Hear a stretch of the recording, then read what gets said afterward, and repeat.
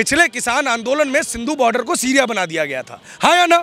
जिस तरीके से सीरिया में लोगों को मार के टांग देते थे, सिंधु बॉर्डर पे वही काम किया गया। उसी सिंधु बॉर्डर से खालिस्तान रेफरेंडम की बात हुई, उसी सिंधु बॉर्डर से इंदिरा तो ठोक दी, मोदी कौन सी चीज़ है इसकी बात हुई। और राहुल गांधी की विवशता देखिए, अपनी फेल भारत जोड़ो न्याय यात्रा छोड़ के वो वहाँ पहुँचते हैं। राहुल गांधी जिस स्टेट से सांसद हैं, केरला से, वहाँ मंडी कानून है ही नहीं, वहाँ तो काला कानून है। राहुल गांधी कितनी बार केरल के किसानों के लिए आगे आए। अभी बजट सत्र, जो अंतरिम बजट सत्र था, वो आखिरी बजट सत्र था इस सरकार का, यानी कि आखिरी संसद सत्र था इस सरकार का, यानी कि जो कानून बनने थे वो अभी कुछ दिनों पहले तक बनने थे। अब बड़ा प्रश्न ये है कि जब कानून बना ही नहीं तो अब कानून बनेगा कैसे? अगर ये सरकार दबाव में अध्यादेश ला भी देती है तो वैसे तो बदलने के चांसेस नहीं है इस सरकार के, लेकिन अगर सरकार बदल गई तो क्या वो कानून मान्य रहेंगे? बड़ा प्रश्न ये है।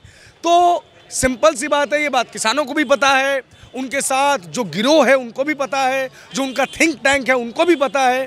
तो इस आंदोलन को लाया ही इसलिए गया है ताकि लोकसभा चुनाव से पहले एक मोमेंटम क्रिएट की जा सके, एक ड्राइव क्रिएट की जा सके, एक नैरेटिव क्रिएट की जा सके। क्या है इसके पीछे की कहानी, इसको सुनिए। सबसे पहली बात, राहुल गांधी ने पिछले 1.5-2 साल में इस देश में बड़ी मेहनत की, और उससे पहले एक टूल किट गैंग ने बहुत मेहनत की, चाहे वो CA-NRC का आंदोलन हो, चाहे उसके बाद तथाकथित किसान आंदोलन। उस किसान आंदोलन की असलियत हम सबके सामने पहले भी आ चुकी थी। नरेंद्र मोदी सरकार ने अपने फैसले वापस लिए और MSP वगैरह को लेकर बातचीत की।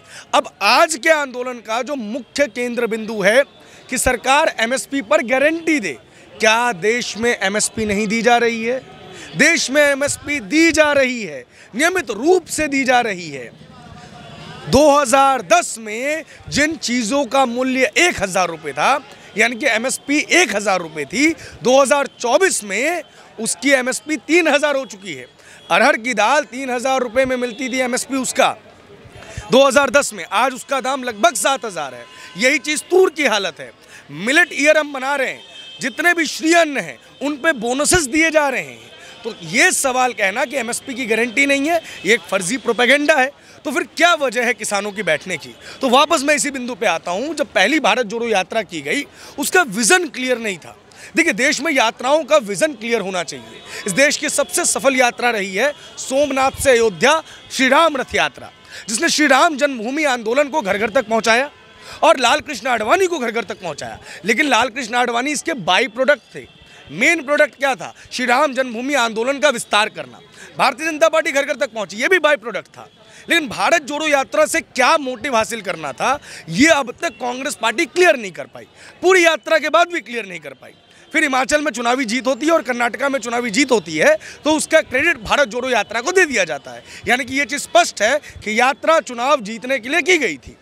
उसके बाद क्या होता है? आपकी राजस्थान, मध्य प्रदेश, छत्तीसगढ़ में हार हो जाती है और आपने जो ये पूरा प्रोपेगेंडा बनाया था यात्रा का, वो फुस हो जाता है। आप नई यात्रा पे निकलते हैं, भारत जोड़ो न्याय यात्रा, उसको कोई कवरेज नहीं मिलती, उसको कोई माइलेज नहीं मिलती। आप बंगाल में घुसते हैं, बंगाल में ममता दीदी बोलती है एकला चलो रे। आप बिहार में घुसते हैं, नीतीश चाचा चले जाते हैं। यूपी में घुसने आते हैं, जयंत जी निकल जाते हैं। यानी कि आपकी पूरी की पूरी भारत जोड़ो न्याय यात्रा विफल हो चुकी थी। तो अब जब 2 महीने बाद इस देश में चुनाव है तो राहुल गांधी जी जो मंचों से भाषण देंगे 1.5 घंटे का, उसमें बोलेंगे क्या? कोई मुद्दा रह गया क्या? नोटबंदी समाज ने एक्सेप्ट कर ली, GST समाज ने एक्सेप्ट कर ली। GST का मुद्दा बनाया, गुजरात चुनाव में मुंह की खाई। अडानी अंबानी को मुद्दा बनाया, सारे चुनाव में मुंह की खाई। अब अंत में आपके पास आया था जाति आधारित गणना, तो राजस्थान, मध्य प्रदेश और छत्तीसगढ़ की जनता ने थप्पड़ मार दिया आपको इस मुद्दे पे भी। तो आप चुनाव में लेके क्या जाते? तो आपने क्या किया? अपने टूल किट के सहारे, मैं नाम भी कोट कर देता हूं, रमनदीप सिंह मान के सहारे आपने पूरा का पूरा आंदोलन खड़ा किया, जिससे दिल्ली को अस्त व्यस्त करने की आपकी योजना थी। और आप चाहते थे कि 1.5 सालों तक, माफ कीजिएगा, आप ये चाहते थे कि 1.5 घंटे का भाषण जो राहुल गांधी बोल सके उसकी स्क्रिप्ट तैयार हो। आज किसानों को रोकना सरकार की मजबूरी हो गई है। क्यों मजबूरी है? 2 महीने बाद चुनाव है। एक डेमोक्रेटिक देश में फ्री एंड फेयर इलेक्शन करवाना किसकी जिम्मेदारी है? इलेक्शन कमीशन ऑफ इंडिया की। सारी मशीनरीज लगती है इसमें। आप क्या चाहते हैं कि आपका मुल्क पाकिस्तान बन जाए, जहां भी 2024 में चुनाव हुए? जब इलेक्शन खत्म हुआ, 5:30 बजे के बाद वहां गिनती शुरू हुई, 9 बजे तक, 10 बजे तक नतीजे आ जाने चाहिए थे। पाकिस्तान तहरीके इंसाफ आगे चल रही थी, तब अचानक वहां नेटवर्क चला जाता है। सर्वर डाउन हो जाता है, बिजली चली जाती है, और जब नेटवर्क आता है तो जो नवाज शरीफ चुनाव हार रहा था वो चुनाव जीतने लग जाता है, जो बिलावल भुट्टो कहीं छुप रहा था वो जीतने लग जाता है। यानी कि आर्मी ने किस तरीके से इलेक्शन को मैनिपुलेट किया। अब कांग्रेस की और अन्य पार्टियों की साजिश यही है कि यही स्थिति भारत में पैदा की जाए और भारत की डेमोक्रेसी को छिन्न भिन्न किया जा सके। इसको बताने के लिए मेरे पास तर्क हैं, मैं बिना इस चीज़ की बात नहीं कर रहा। पिछले किसान आंदोलन में सिंधु बॉर्डर को सीरिया बना दिया गया था, हाँ या ना? जिस तरीके से सीरिया में लोगों को मार के टांग देते थे, सिंधु बॉर्डर पे वही काम किया गया। उसी सिंधु बॉर्डर से खालिस्तान रेफरेंडम की बात हुई, उसी सिंधु बॉर्डर से इंदिरा तो ठोक दी, मोदी कौन सी चीज़ है इसकी बात हुई। और राहुल गांधी की विवशता देखिए, अपनी फेल भारत जोड़ो न्याय यात्रा छोड़ के वो वहाँ पहुँचते हैं, क्योंकि राहुल जी की ये पूरी की पूरी यात्रा विफल हो चुकी थी, इसलिए उनके पास अब कुछ नहीं बचा था। क्योंकि अगर ये किसान हितैषी होते तो जिस स्वामीनाथन कमेटी की रिपोर्ट लागू करने का वायदा वो आज कर रहे हैं, स्वामीनाथन कमेटी कब बनी? स्वामीनाथन कमेटी बनी 2004 में। उससे पहले ये अटल बिहारी वाजपेयी की सरकार में राष्ट्रीय किसान आयोग के नाम से जाना जाता था, जिसके पहले जो अध्यक्ष थे वो शास्त्री जी थे, जो कि भारतीय जनता पार्टी के पूर्व नेता रहे, सांसद भी रहे हैं। स्वामीनाथन कमेटी की रिपोर्ट आई कब? 2006 में। 2006 से 2014 तक इस देश में सरकार किसकी थी? कांग्रेस पार्टी की। फिर भी आप लागू नहीं कर पाए और आज आप कह रहे हैं कि आप किसान हितैषी हैं। अरे महाराज, आप जिन काले कानूनों का विरोध करते हैं और कहते हैं कि मंडी कानून होना चाहिए, राहुल गांधी जिस स्टेट से सांसद हैं, केरला से, वहां मंडी कानून है ही नहीं, वहां तो काला कानून है। राहुल गांधी कितनी बार केरल के किसानों के लिए आगे आए, कितनी बार। महाराष्ट्र में जब शिवसेना, जो कि तथाकथित हिंदुत्ववादी थी और इनके साथ आके सेकुलर हो गई थी, इनके साथ जब इन्होंने सरकार चलाई, तब भी वहाँ कॉन्ट्रैक्ट फार्मिंग थी और कॉन्ट्रैक्ट फार्मिंग वहाँ पे लेके भी कांग्रेस आई। तो अडानी अंबानी को वहाँ ज़मीन नहीं दी जा रही थी क्या? वहाँ अधिग्रहण नहीं हो रहा था क्या? वहाँ किसान खतरे में नहीं थे क्या? और अब नई नवेली है आम आदमी पार्टी, जिसने ये कहा है कि वो किसानों के लिए टेम्प्रेरी जेल नहीं बनाएगी, वो बड़ी किसान हितैषी है। 2023 में इन्होंने संगरूर में किसानों के ऊपर लाठियाँ बरसाई और मुद्दा क्या था? सिर्फ 40-50 रुपये का। किसान गन्ना फसल पे 40-50 रुपये अधिक चाह रहे थे। तो ये कितने किसान हितैषी है ये समझ लीजिए। और दूसरा, पंजाब देश का अकेला राज्य है जहां कॉन्ट्रैक्ट फार्मिंग का उल्लंघन करने पर 5 साल की सजा है। 5 साल की सजा पूरे भारत में ये और कहीं नहीं है। 2 साल से सरकार में आप हो, आपसे पहले 5 साल कांग्रेस ने सरकार चलाई, इतने विधानसभा सत्र बुला लिए, ये कानून रद्द क्यों नहीं कर दिया? इससे बड़ा काला कानून क्या होगा? तो ये ना तो किसान हितैषी है, ना तो मजदूर हितैषी हैं, ना तो लोकतंत्र हितैषी हैं। जब ये निकेन प्रकारेण इनको लगा कि अब मोदी को नहीं हटाया जा सकता और ये नौबत आ गई कि चुनावी जनसभा में जनता को बताएंगे क्या, बोलेंगे क्या, मुद्दा क्या लेके जाएंगे, तो इन्होंने अपने कार्यकर्ताओं की मदद से एक फर्जी आंदोलन शुरू करवाया और देश में अराजकता का माहौल पैदा करवाया। वरना एक बात बताइए कि जिस आंदोलन में लेफ्ट बेस्ड पॉलिटिकल पार्टीज के जो किसान यूनियंस हैं, यानी कि जो इलेक्टोरल पॉलिटिक्स में पार्टिसिपेट करते हैं, वो सिर्फ इसलिए इस वाले आंदोलन में पार्टिसिपेट नहीं कर रहे कि भैया हमको चुनाव पे ध्यान देना है। वहाँ कांग्रेस पार्टी के कार्यकर्ता इस आंदोलन में क्या कर रहे हैं? वो कार्यकर्ता इस आंदोलन में क्या कर रहे हैं जो भिंडरा वालों को संत कहते हैं?